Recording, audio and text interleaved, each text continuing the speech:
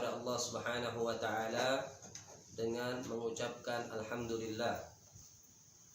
Dan marilah kita bersalawat kepada Rasulullah sallallahu alaihi wasallam yang telah mengajarkan kita ilmu agama sehingga kita bisa membedakan antara yang halal dari yang haram. Hadirin para pemirsa netizen yang dirahmati dan dimuliakan oleh Allah Subhanahu wa taala.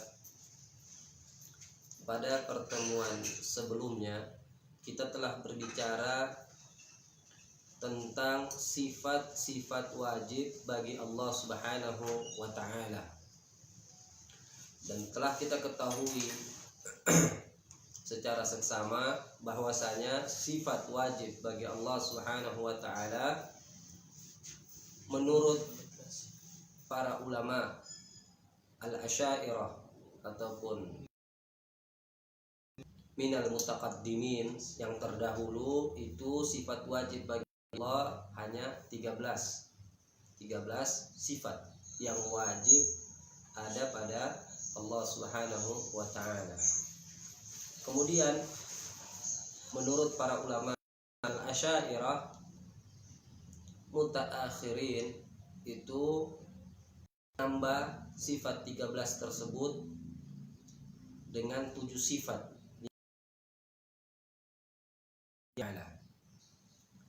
Sehingga sifat wajib bagi Allah Subhanahu wa taala yang diajarkan di pondok-pondok pesantren saat ini itu sebanyak 20 sifat wajib bagi Allah Subhanahu wa taala. Dan pada kesempatan kali ini saya akan berbicara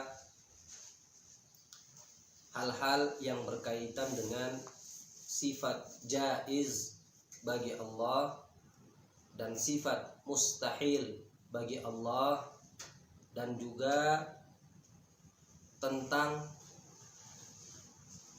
kisah-kisah yang tidak layak disandarkan kepada seorang nabi. Jadi sifat jaiz bagi Allah, sifat mustahil bagi Allah, dan beberapa sifat yang tidak layak bagi para nabi, ataupun kisah-kisah yang diceritakan oleh sebahagian orang tentang para nabi. Jadi ketiga poin ini yang akan kita bahas pada kesempatan hari ini insyaallah. Hadirin para pemirsa netizen yang dirahmati oleh Allah Subhanahu wa taala, sifat wajib bagi Allah artinya sifat yang wajib dimiliki oleh Allah Subhanahu wa taala. Dan itu sudah kita jelaskan ada 20. Sedangkan sifat jaiz bagi Allah Subhanahu wa taala sebagaimana yang disebutkan oleh para ulama yang berkaitan dengan sifat jaiz bagi Allah, atau bisa disebut dengan sifat al-mumkin. Sifat al-mumkinil aqli wujuduhu wa adamuhu. Jadi sifat ini yang mungkin bagi akal adanya ataupun ketiadaannya. Jadi adanya hal tersebut minal mungkinat, itu sesuatu yang mungkin. Dan apabila sesuatu tersebut tidak ada, itu juga termasuk minal mungkin. Dalam matan Abi Aqidatul Awam dikatakan wa jaizum bi fadlihi wa adlihi tarku li kulli mungkinin ka fi'lihi, yang artinya dan boleh bagi Allah atas karunia dan keadilannya untuk menciptakan sesuatu yang mungkin, seperti juga boleh baginya untuk menciptakannya. Artinya ketika dikatakan sifat jaiz bagi Allah, ialah fi'lu kulli mumkinin au tarkihi, bahwasanya hal tersebut memungkinkan keadaannya dan juga memungkinkan ketiadaannya. Artinya akal akan menerima adanya sesuatu tersebut dan akal juga menerima ketiadaan sesuatu tersebut. Itu disebut dengan jaiz, sifat jaiz bagi Allah. Seperti contoh sifat jaiz bagi Allah Subhanahu wa ta'ala, yaitu penciptaan alam semesta ini. Karena sebelum terciptanya alam semesta ini, maka tentu alam semesta itu tidak ada. Dan nyatanya atas karunia dari Allah Subhanahu wa ta'ala, alam semesta ini ada. Karena mungkin terjadi ketiadaan alam semesta, tetapi Allah Subhanahu wa ta'ala dengan fadl, dengan karunia-Nya, sehingga alam semesta ini menjadi ada. Kemudian juga Allah Subhanahu wa ta'ala minal jaiz, minal mumkinil aqli, mengutus seorang nabi atau tidak mengutus seorang nabi. Jadi boleh nabi tersebut ada dan itu yang terjadi, dan boleh juga para nabi itu tidak ada. Tetapi kenyataannya atas karunia ataupun fadl dari Allah Subhanahu wa ta'ala, para nabi tersebut ada di muka bumi. Artinya Allah mengutus mereka untuk menyampaikan kabar gembira ataupun peringatan bagi mereka yang tidak beriman kepada Allah dan Rasul yang diutus pada saat itu. Kemudian contoh yang berikutnya, bahwasanya minal mumkinil aqli, bahwasanya akal menerima akan adanya sesuatu tersebut dan tiadanya, yaitu dalam pemberian rezeki ataupun tidak memberikan rezeki. Jadi tidak wajib bagi Allah untuk memberikan kita rezeki, karena tidak ada sesuatu yang wajib bagi Allah Subhanahu wa ta'ala. Kemudian apabila seseorang termasuk hamba-hamba yang diberikan rezeki yang melimpah dari Allah Subhanahu wa ta'ala, maka ketahuilah bahwasanya itu merupakan karunia dari Allah Subhanahu wa ta'ala. Maka untuk itu disyukuri. Pertama, untuk mengungkapkan rasa syukur kita karena telah diberikan rezeki yang melimpah. Yang pertama, tidak menggunakan rezeki tersebut di dalam bermaksiat kepada Allah. Kemudian yang kedua, dengan memperbanyak mengucapkan alhamdulillah. Jadi kedua ini merupakan bentuk syukur kita kepada Allah Subhanahu wa ta'ala karena telah memberikan kepada kita rezeki yang melimpah. Kalaupun tidak diberikan rezeki yang melimpah, maka itu atas keadilan Allah Subhanahu wa ta'ala. Jadi tidak boleh kita protes, karena hal tersebut bukanlah kewajiban bagi Allah Subhanahu wa ta'ala. Allah Ta'ala sebagaimana yang dikatakan oleh para ulama tauhid, fa'alul lima yurid. Allah itu melakukan segala sesuatu sesuai dengan kehendaknya. Tidak ada yang bisa memerintahkan Allah dan tidak ada yang bisa melarangnya, karena Allah Subhanahu wa ta'ala pemilik alam semesta ini. Kemudian contoh yang selanjutnya, yaitu pemberian sesuatu yang terbaik bagi hambanya, ataupun tidak memberikan sesuatu yang terbaik bagi hambanya. Jadi ketika seseorang mendapatkan sesuatu yang terbaik bagi dirinya, maka ini atas karunia yang telah diberikan oleh Allah Subhanahu wa ta'ala. maka perlu disyukuri. Kalaupun tidak diberikan, maka ini merupakan keadilan bagi Allah Subhanahu wa taala. Jadi kelompok Ahlus Sunnati wal Jamaah mengatakan bahwasanya Ahlus Sunnati wal Jamaah meyakini bahwa tidak ada sesuatu yang wajib bagi Allah Subhanahu wa taala. Karena sebahagian kelompok di luar Ahlus Sunnati wal Jamaah seperti Qadariyah itu mengatakan wajib bagi Allah untuk memberikan yang terbaik bagi para hamba-hambanya. Dan ini bertentangan dengan apa yang diyakini oleh Ahlus Sunnati wal Jamaah. Sebagaimana yang dikatakan di dalam kitab Az-Zubad Ibnu Ruslan, bahwasanya beliau mengatakan wa ma 'alal ilahi syai'un yajib.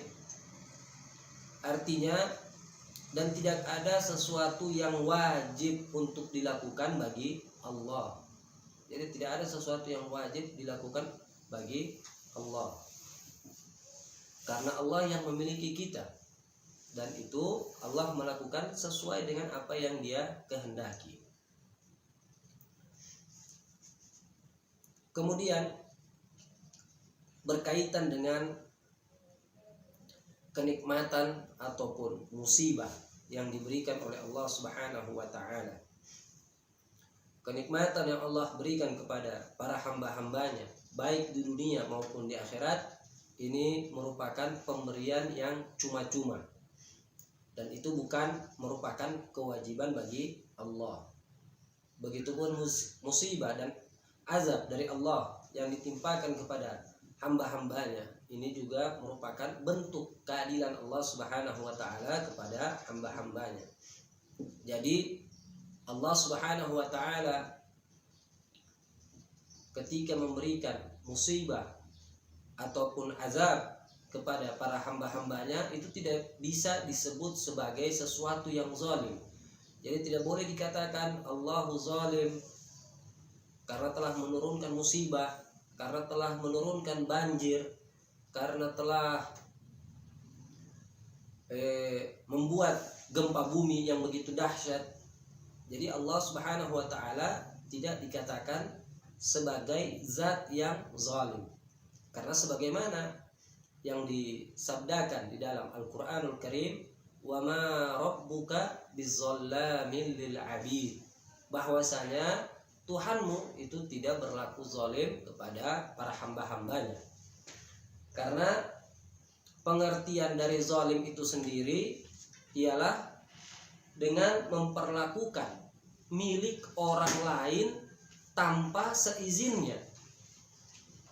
Sedangkan seluruh alam semesta ini itu adalah milik Allah, sehingga tidak memungkinkan untuk dikatakan Allah Subhanahu wa taala adalah zat yang zalim, karena kita adalah milik Allah. Alam semesta ini adalah milik Allah. Jadi apa yang Allah kehendaki untuk terjadi, maka itu terjadi, meskipun hal tersebut adalah musibah maupun azab. Jadi seorang muslim itu tidak mengatakan terkecuali apa yang dicintai dan diridhoi oleh Allah Subhanahu wa taala. Dan juga perlu kita ketahui bahwasanya segala sesuatu yang dilakukan oleh hamba-hambanya, oleh manusia, baik itu perbuatan yang baik dalam bentuk ketaatan ataupun itu perbuatan yang buruk seperti melakukan maksiat, baik dan buruk itu atas ciptaan dan kehendak Allah Subhanahu wa taala. Jadi ketika kita melakukan kebaikan, karena Allah yang berkehendak memberikan kita kekuatan sehingga kita melakukan kebaikan. Ketika kita melakukan maksiat kepada Allah, maka itu juga atas kehendak. dari Allah Subhanahu wa taala. Allah yang telah mengkehendaki kita sehingga kita jatuh maksiat kepadanya. Dan tidak boleh dikatakan, terus kenapa Allah menghukum kita dengan memasukkan kita ke dalam neraka, sedangkan penyebab kita melakukan maksiat itu atas kehendaknya. Para ulama mengatakan sebagaimana yang difirmankan oleh Allah Subhanahu wa taala di dalam Al-Qur'an, la yus'alu amma yaf'al wa hum yus'alun. Jadi tidak boleh kita bertanya tentang apa yang dikehendaki oleh Allah Subhanahu wa taala. Wa hum yus'alun. Jadi merekalah yang harus introspeksi diri terkait apa yang mereka lakukan di dunia. Jadi tidak boleh kita bertanya seperti itu, karena Allah Subhanahu wa taala fa'alu lima yurid, yaf'alu ma yasha. Jadi Allah melakukan segala sesuatu yang Dia kehendaki dan juga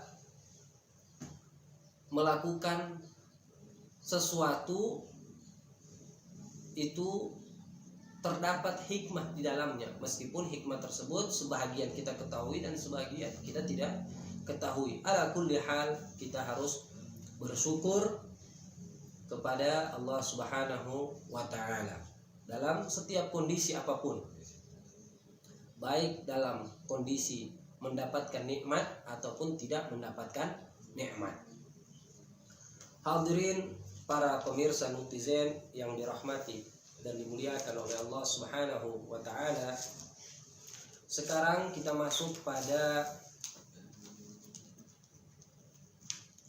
pembahasan an-nubuwah. Jadi kita masuk pada pembahasan an-nubuwah. Pada perkataan ini dalam kitab Aqidatul Awam,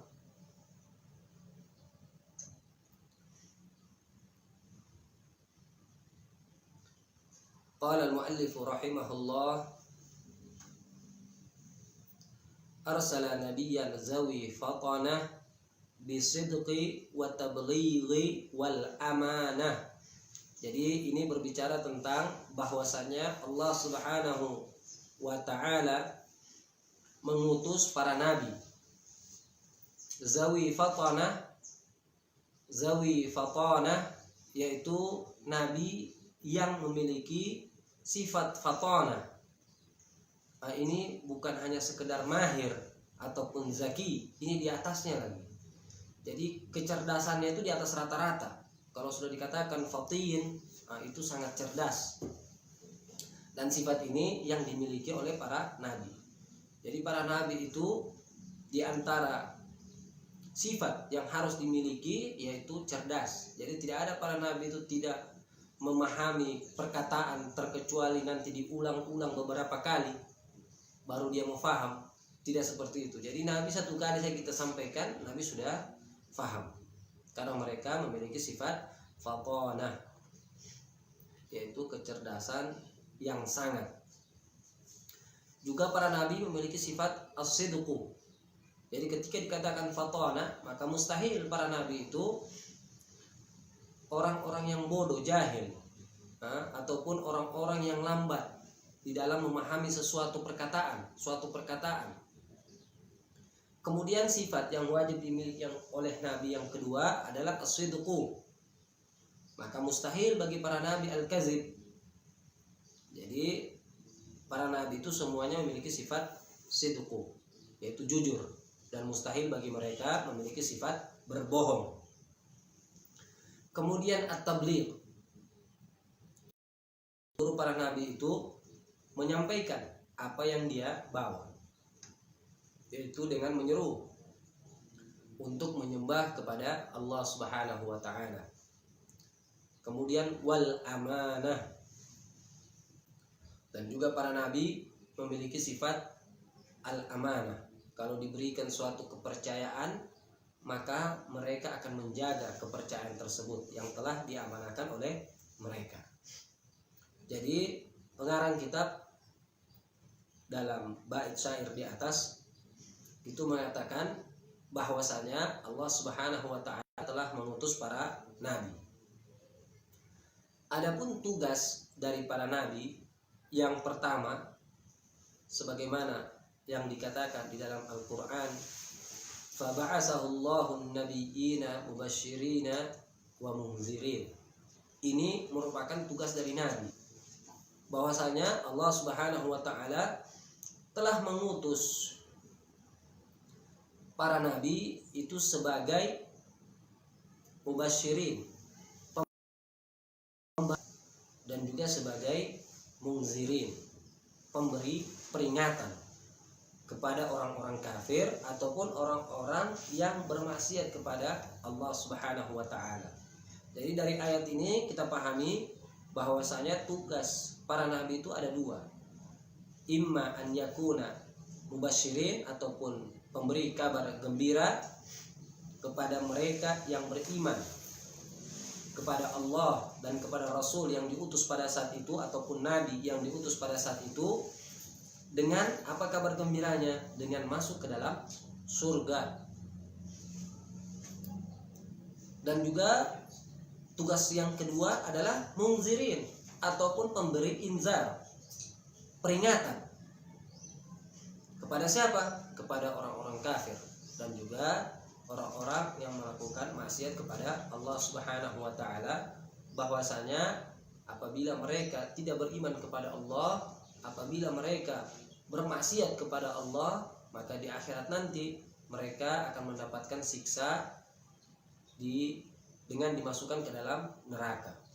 Semoga Allah Subhanahu wa taala menjaga kita semua untuk tidak masuk ke dalam nerakanya. Jadi insya Allah kita semua dimasukkan ke dalam surganya tanpa harus singgah di neraka terlebih dahulu.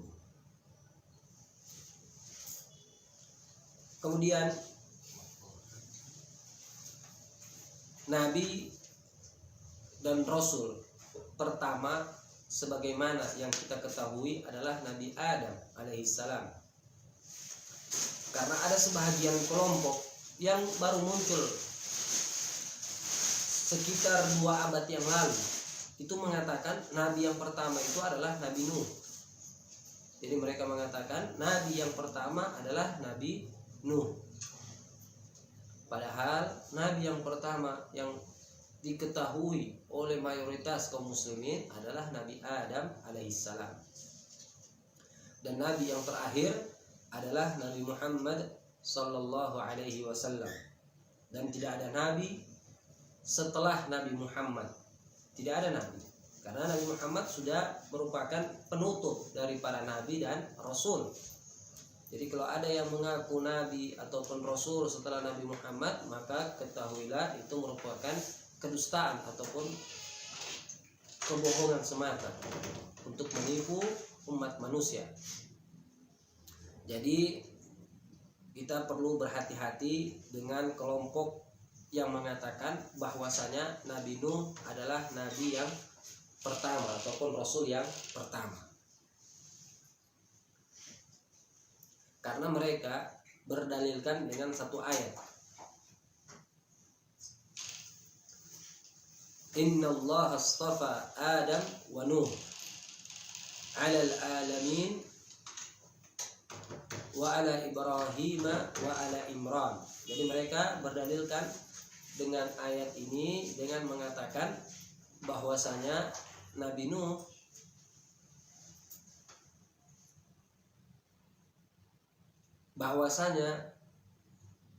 jadi ini ayat innallaha astafa Adam wa Nuh 'alal alamin wa ala Ibrahim wa ala Imran.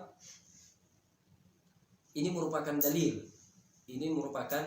dalil bahwasanya Nabi Adam itu merupakan nabi dan rasul yang pertama. Seperti itu.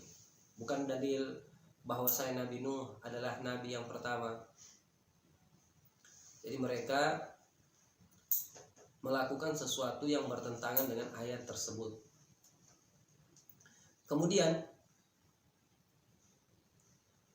mereka juga yang mengatakan bahwasanya Nabi Nuh adalah nabi dan rasul yang pertama, itu apa yang dikatakan oleh Rasulullah sallallahu alaihi wasallam, wa ma min nabiyyin yauma idzin adama faman siwahu illa tahta liwa'i. Di dalam hadis ini Rasulullah sallallahu alaihi wasallam itu bersabda,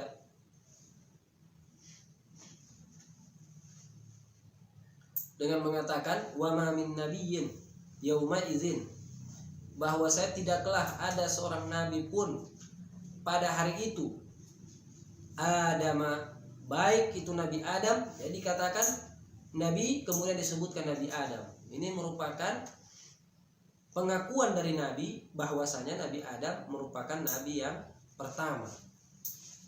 Faman siwahu, ataupun selain daripada Nabi Adam, illa tahta liwa'i, terkecuali mereka berada di bawah benderaku saat itu. Ini merupakan penegasan dari Rasulullah sallallahu alaihi wasallam bahwasanya Nabi Adam merupakan nabi dan rasul yang pertama. Dan juga kita harus waspada dengan beberapa kelompok yang mengatakan bahwasanya Nabi Muhammad bukanlah seorang nabi dan rasul yang terakhir. Karena Rasulullah sallallahu alaihi wasallam bersabda, wa khataman nabiyyin, dan Nabi Muhammad merupakan penutup dari para nabi.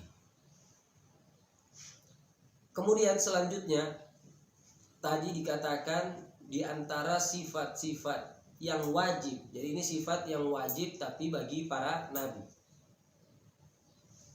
yaitu al-fatana, artinya kecerdasan yang sangat. Artinya semua para nabi itu cerdas. Tidak ada satupun di antara mereka yang bodoh ataupun dungu. Jadi tidak ada nabi yang dungu. Semuanya nabi itu adalah orang-orang manusia pilihan yang diberikan karunia oleh Allah dengan kecerdasan yang luar biasa. Jadi jika ada salah seorang umat dari nabi tersebut berkata tentang sesuatu kepada nabi, maka mereka langsung bisa memahami perkataan tersebut tanpa harus meminta kepada nabi untuk tanpa harus nabi meminta kepada mereka untuk mengulangi ataupun menjelaskan perkataannya tersebut. Jadi mereka ketika menyampaikan permasalahan kepada nabi, itu nabi langsung paham. Jadi tidak mesti nabi mengatakan kepada umatnya, coba ulang lagi. Nah, itu tidak mungkin, itu mustahil kepada para nabi.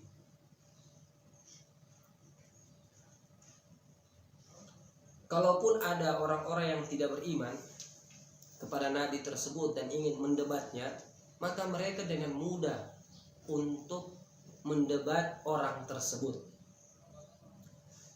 Seperti yang terjadi kepada Nabi Ibrahim ketika berhadapan dengan raja yang zalim pada saat itu, yaitu Raja Namrud.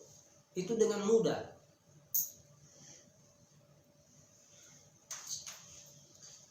dipatahkan oleh Nabi Ibrahim alaihissalam. Jadi Nabi Ibrahim alaihissalam ketika Raja Namrud berkata kepada dia bahwasanya, Nabi Musa berkata kepada Raja Namrud bahwasanya Tuhanku itu menghidupkan dan mematikan. Kemudian Raja Namrud memanggil salah satu pasukannya. Kemudian dia katakan, kemudian dia membunuh pasukan tersebut dan mengatakan kepada Nabi Ibrahim, sesungguhnya tadinya dia hidup, kemudian dia sekarang mati. Kemudian Nabi Ibrahim dengan mudah menjawab, Tuhanku telah menerbitkan matahari dari arah timur. Sekarang kalau memang engkau memiliki kekuasaan sama seperti Tuhan, maka terbitkanlah dari arah barat. Maka seketika Raja Namrud terdiam, tidak mengatakan ataupun tidak memberikan jawaban sedikit pun kepada Nabi Ibrahim alaihissalam. Jadi ini merupakan bukti bahwasanya para Nabi Allah itu memiliki sifat fatona ataupun kecerdasan yang sangat luar biasa. Kemudian sifat yang kedua adalah para Nabi Allah itu wajib memiliki sifat as-sidqu, yaitu jujur. Jadi tidak ada di antara para nabi itu yang berbohong. Jadi seluruh para nabi itu jujur. Dan tidak ada seorang pun di antara mereka yang berbohong, baik sebelum diangkat menjadi nabi ataupun setelah diangkat menjadi nabi. Karena secara akal, seandainya ada seorang nabi yang pernah berbohong, pasti umatnya akan mendustakan dan tidak akan menerima dakwanya. Jadi seperti itu. Jadi kalau seandainya ada nabi yang berbohong, maka umatnya itu tidak akan mengikuti mereka. Karena umatnya akan berkata bahwa saya nabi tersebut telah berbohong, telah berdosa kepada kami. Maka nabi tersebut akan ditinggalkan oleh umatnya. Karena sebahagian itu ada yang mengatakan bahwasanya Rasulullah Shallallahu Alaihi Wasallam bersabda, itu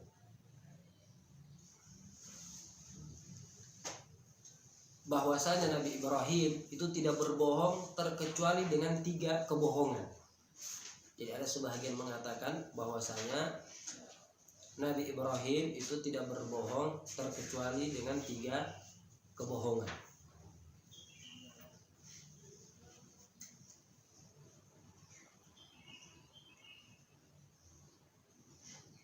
Yang pertama, perkataan Nabi Ibrahim ketika mengatakan kepada pasukan Namrud. Jadi pada saat itu Nabi Ibrahim telah menghancurkan semua patung yang ada di tempat ibadah mereka. Kemudian ditanya Nabi Ibrahim, siapa yang melakukan ini? Nabi Ibrahim dengan mudah dan gampang menjawab, bal fa'alahum kabiruhum. Jadi yang melakukan semua perbuatan ini patung yang paling besar yang ada di situ. Dan memang patung tersebut tidak hancur. Justru Nabi Ibrahim meletakkan kapak di tangan patung tersebut. Kemudian para ulama mengatakan sesungguhnya perkataan Nabi Ibrahim tersebut bukanlah kebohongan, bukanlah kedustaan. Karena para ulama telah menjelaskan bahwa perkataan Nabi Ibrahim tersebut adalah majas, yaitu dengan bahwasanya Nabi Ibrahim menyandarkan perbuatan menghancurkan berhala-berhala yang kecil, kemudian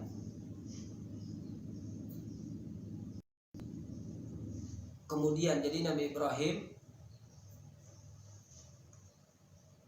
para ulama mengatakan bahwasanya ungkapan tersebut merupakan majas. Artinya Nabi Ibrahim menyandarkan perbuatan menghancurkan berhala-berhala yang kecil pada penyebab penghancuran tersebut, yaitu berhala yang besar yang disembah. Jadi mereka menyembah berhala yang besar. Jadi berhala yang besar itulah yang disembah, kemudian diberikan hiasan sehingga terlihat indah.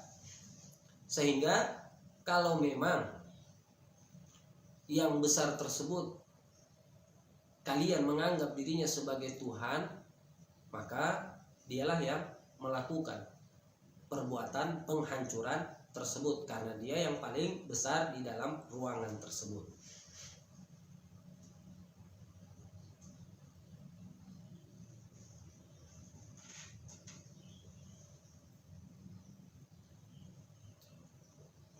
Dan ini merupakan hujjah. Jadi seakan-akan Nabi Ibrahim ingin berkata kepada Raja Namrud, kalau seandainya dia Tuhan, maka dia pasti akan memberikan informasi kepada kalian siapa yang menghancurkan patung-patung yang kecil tersebut. Dan ternyata Tuhan yang kalian sembah itu tidak bisa menginformasikan terkait siapa yang menghancurkan patung-patung yang kecil. Maka dari sini dipahami bahwasanya patung yang besar yang kalian anggap sebagai Tuhan itu tidak layak disembah, karena tidak dapat berbicara apalagi menciptakan manfaat ataupun mudarat kepada kalian.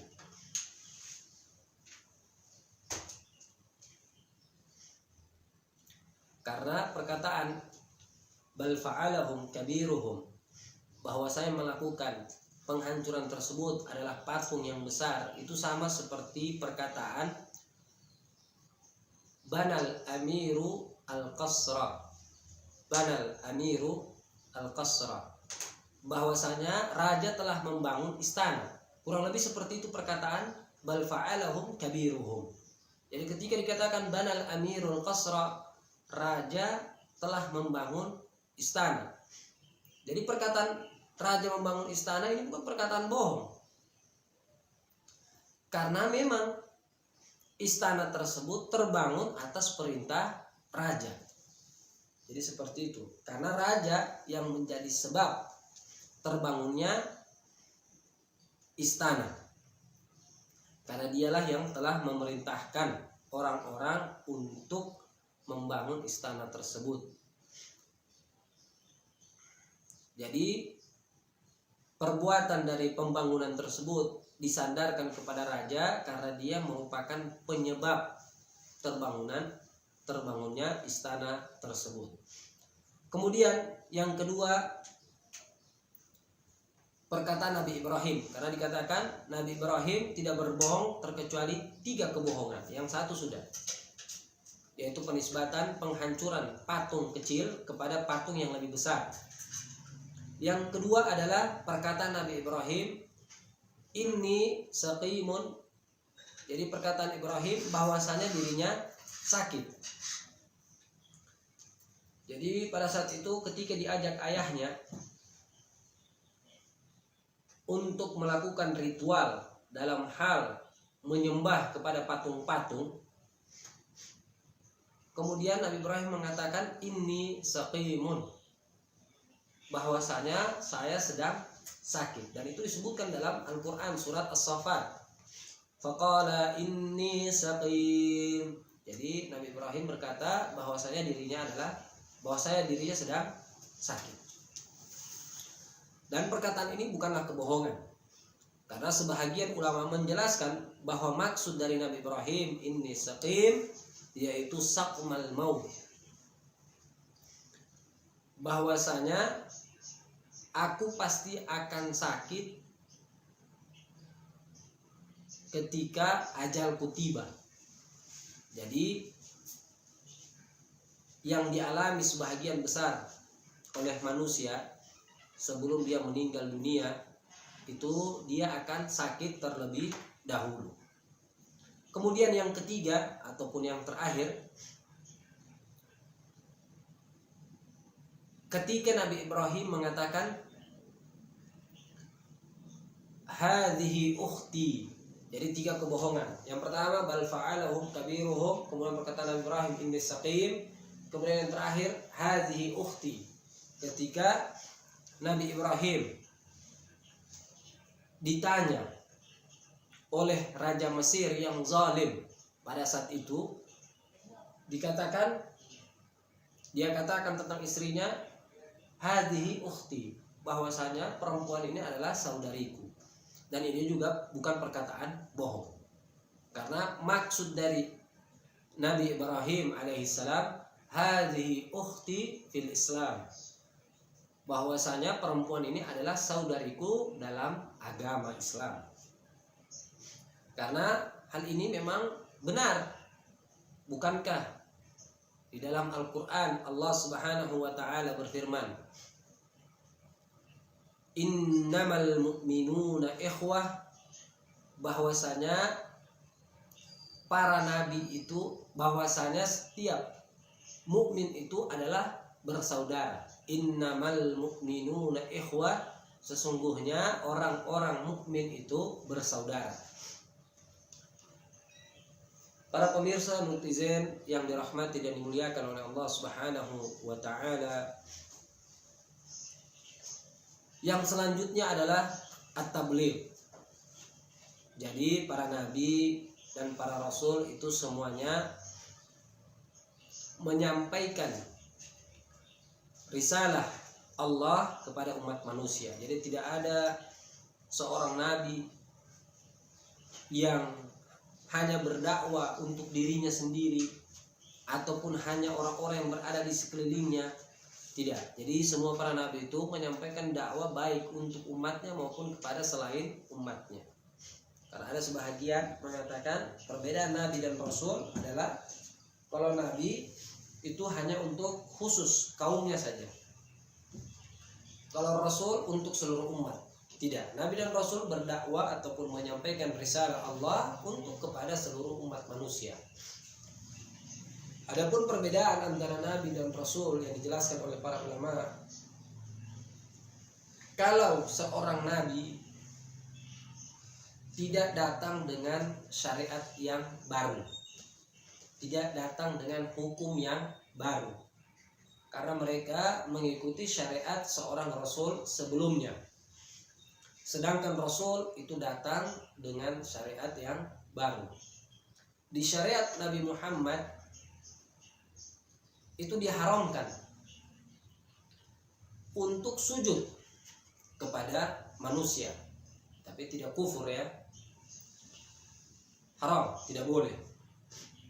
Adapun di syariat-syariat sebelum Nabi Muhammad itu diperbolehkan sujud sesama manusia. Jadi seorang rasul itu datang dengan syariat ataupun hukum yang baru. Itu diantara perbedaan seorang nabi dan seorang rasul. Jadi kita berbicara sekarang tentang tabligh, yaitu menyampaikan risalah Allah.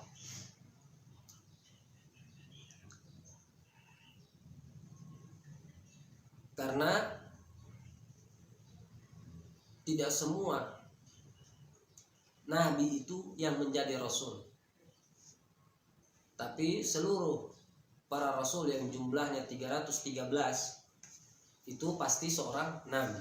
Jadi seperti itu. Jadi kalau rasul pasti nabi, dan nabi belum tentu seorang rasul.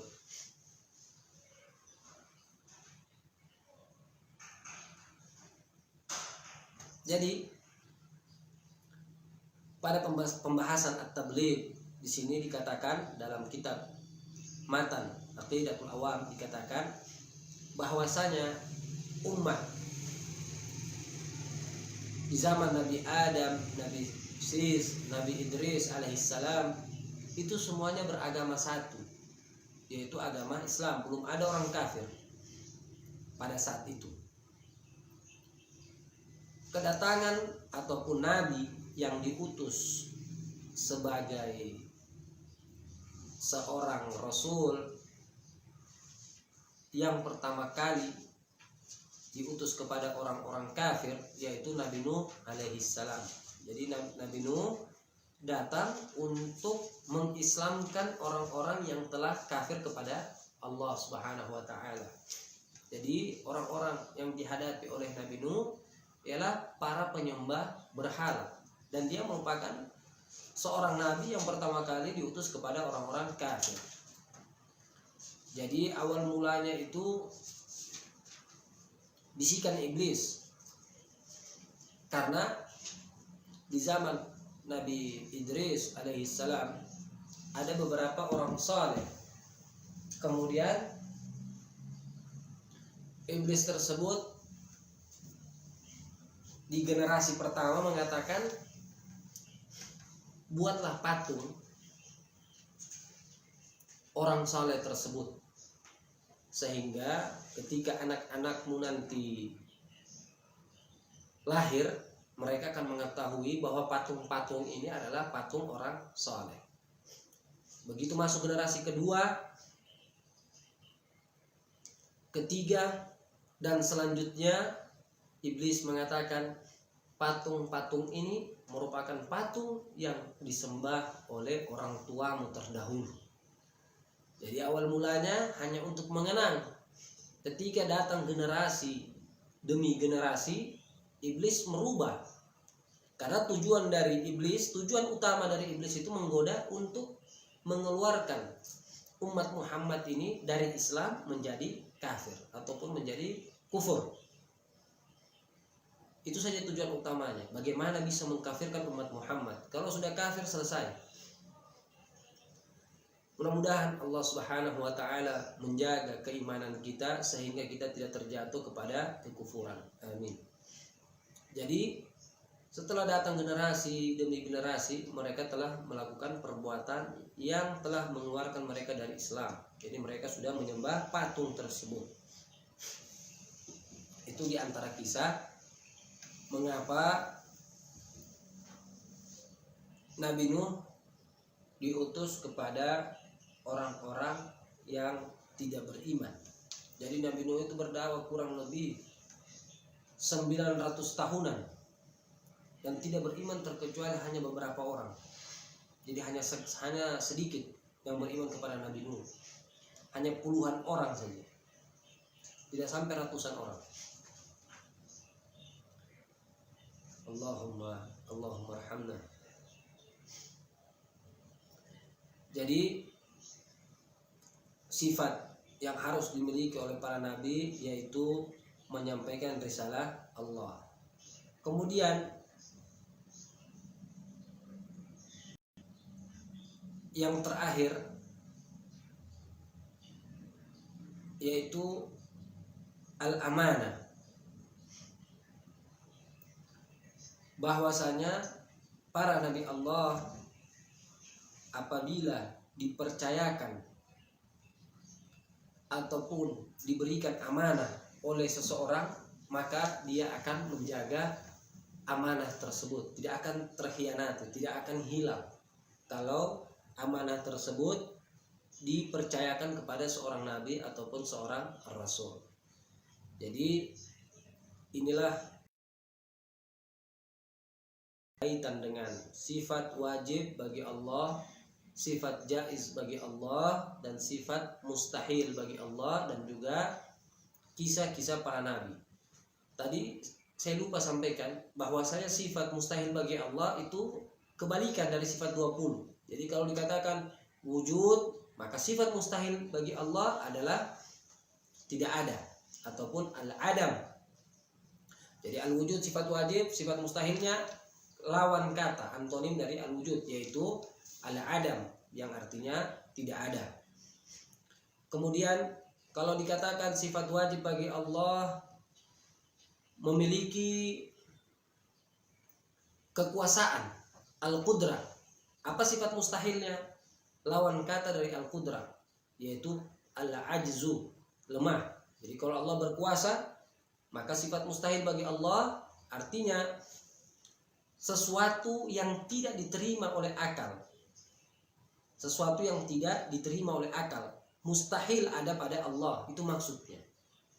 Jadi wajib al-qudrah, berkuasa.